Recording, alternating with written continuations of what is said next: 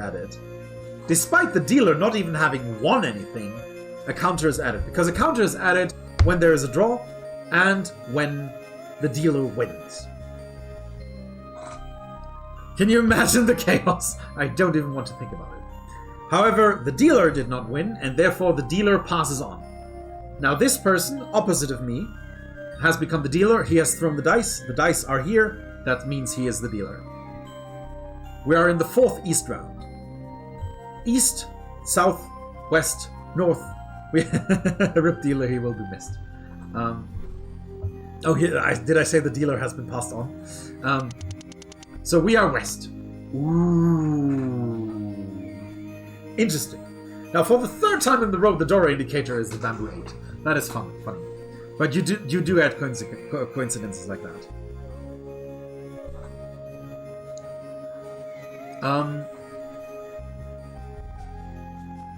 Let's take a look at our hand.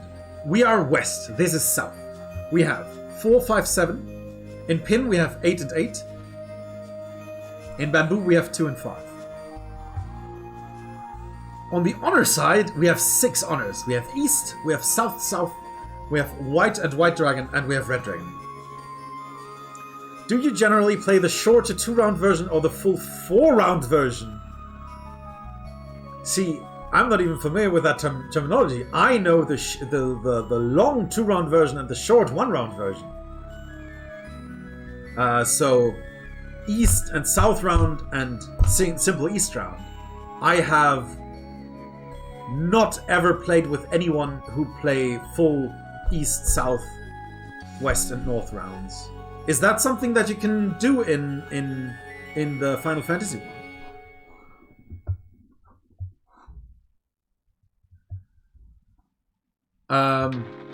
Nevertheless, this will be a Renchan and not a Puu Sen. So in other words, this will be a full East and full South round, and not only the East round. This platform only supports full South round. Yes, but you can, but no one plays the full 4 rounds. Yes, it is very, very rare to come across that. It's like the closest you can get to that is that some rule sets, when there is a point draw on the last South round, that it then moves on to the West round. And I think this platform actually supports that. But let's not get into that. I don't think I've ever played a full West and North round. Okay, so he discards the South. Do we want to call that? Calling that would kind of mean, okay, we have a triplet. We can get another triplet here from that win from that dragon if we get it. We have a pair. It would be risky. There's no need to play risky. Let's not. Now, looky. We now also have a pair of East, which means we're at the crossroads again of 1, 2, 3, 4 pairs, and potentially anything else. We're also at several other crossroads, and for that reason, I'm going to discard this 5.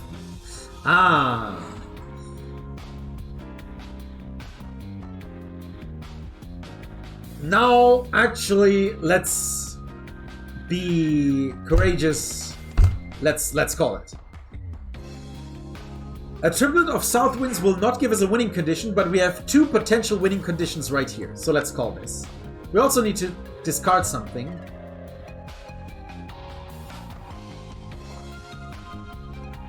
And I haven't quite decided on that yet. I'm going to discard the Red Dragon. Interesting.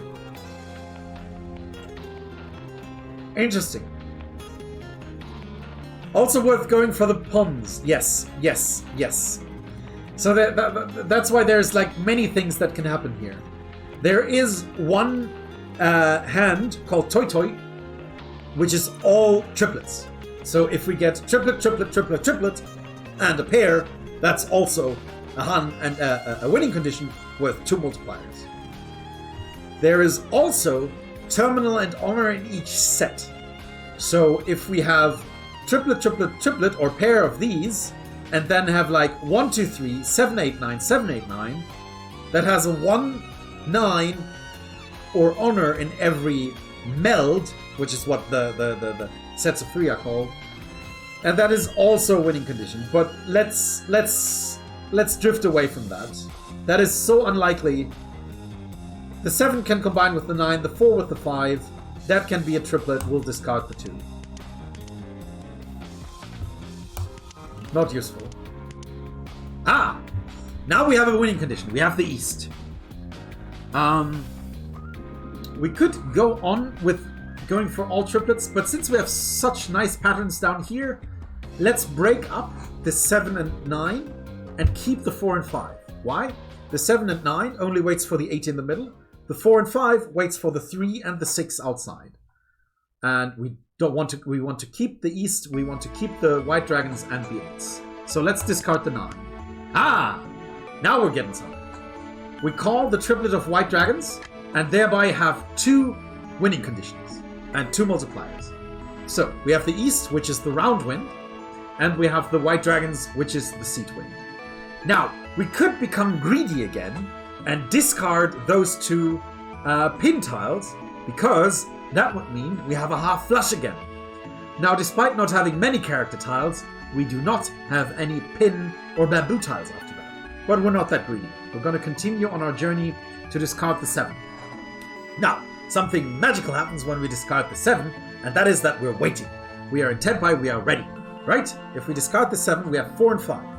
We have a pair, and we have a triplet.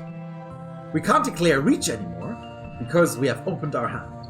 But we're waiting nonetheless. We can win on a discarded tile, because we have a winning condition. We have 2 even. And we can still actively choose what to discard and what not to discard. So we'll discard this 5.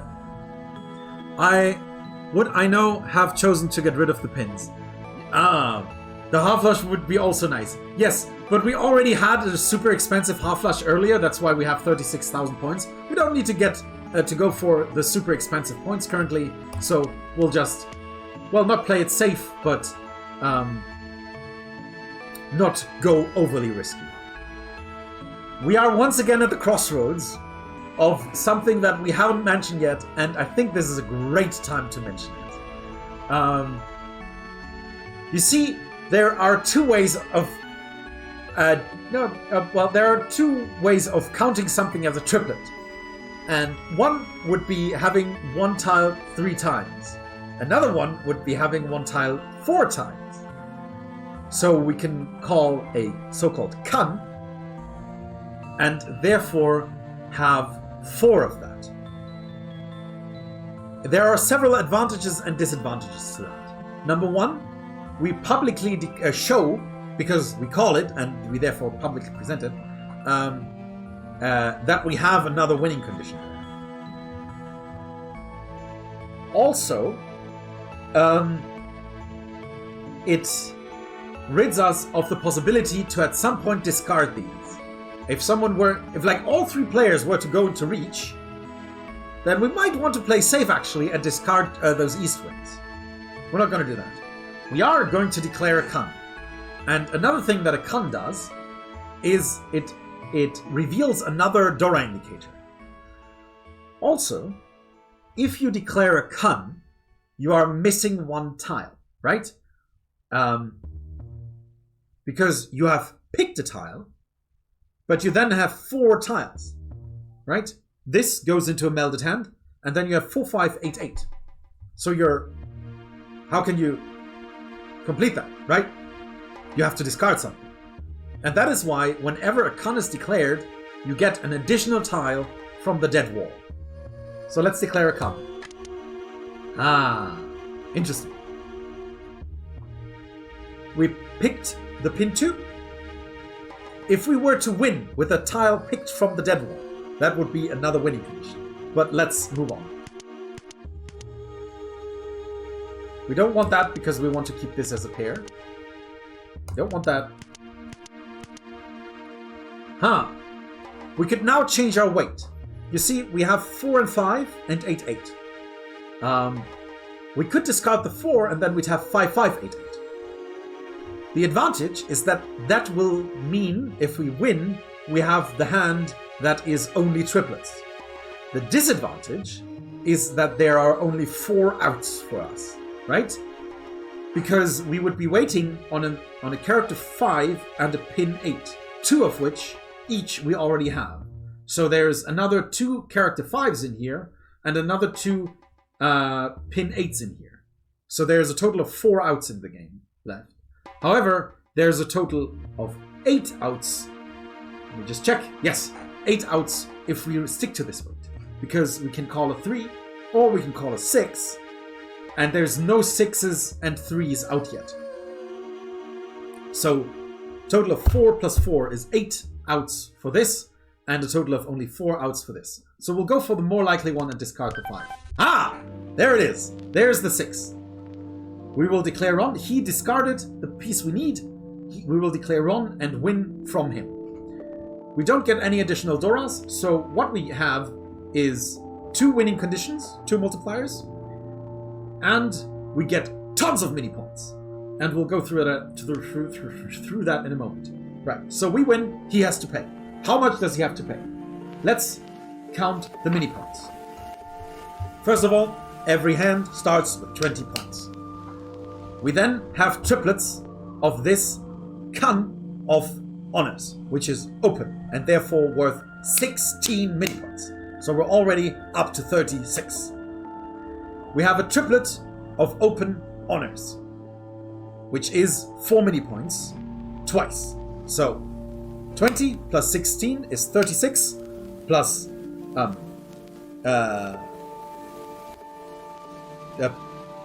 36 plus 4 is 40 plus 4 is 44. Arithmetic, yes. Nothing else, so we round up to 50. So this hand is a 250 hand. Yes. Such bad numbers. In this case, it's worth 3,200 points. No, let's not go into how to calculate base points. 3,200 points that he has to pay me. Additionally, there's 1 counter, so actually 3,500 points. Plus this reach stick that he lost last round. So I gain a total of 4,500 points. He loses 3,500, and this from the pot also goes to me. We are now on 40,800 points. And these 2 players are on 17 points. Let's see where this goes. We have now moved on with the dealer 1 full round.